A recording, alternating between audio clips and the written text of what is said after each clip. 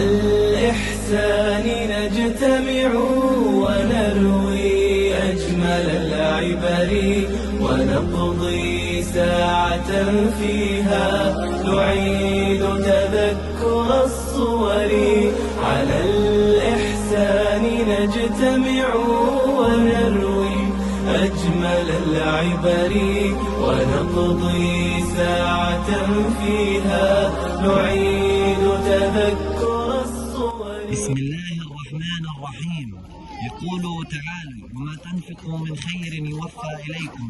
صدق الله العظيم. اليوم الجمعة الموافق 13 من سبتمبر لعام 2024. اليوم وسط هذه الظروف الصعبة ما زال أهل الخير والعون يقدمون العون والإغاثة لأبناء شعبنا في قطاع غزة بكل السبل المتاحة، حيث أننا اليوم سنقوم بإذن الله تعالى بتنفيذ تكية معسكر الشاطئ بإكرام الرجل الصالح الأمريكي أطعمه الله من ثمار الجنة، اللهم آمين. ولا ننسى جهود الدكتور الفاضل محي الدين كلاب حفظه الله ورعاه. بارك الله فيكم جميعا على هذا العطاء والسخاء، وجزاكم الله عنا خير الجزاء.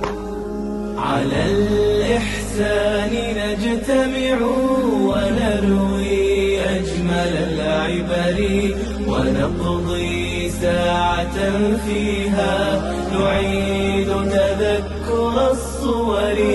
على الإحسان نجتمع ونروي أجمل العبر ونقضي ساعة فيها نعيد تذكر الصور.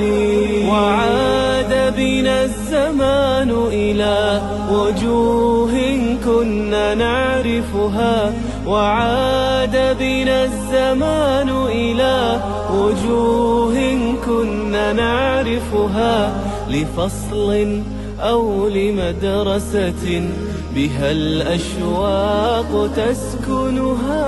مددنا بيض أيدينا غرسنا بسمة فيها، فأثمر غرسنا ثمرا وبارك فيه هادينا. بعون الله قد صرنا ودعوى الخير تهدينا، نزيل البؤس بالأمل ونمسحه بأيدينا، نزيل البؤس بالأمل ونمسحه بأيدينا. ثمار الخير دانية قطوف طاب جانيها، وأسرة كريمة ندى الخيرات نسقيها، ندى الخيرات نسقيها.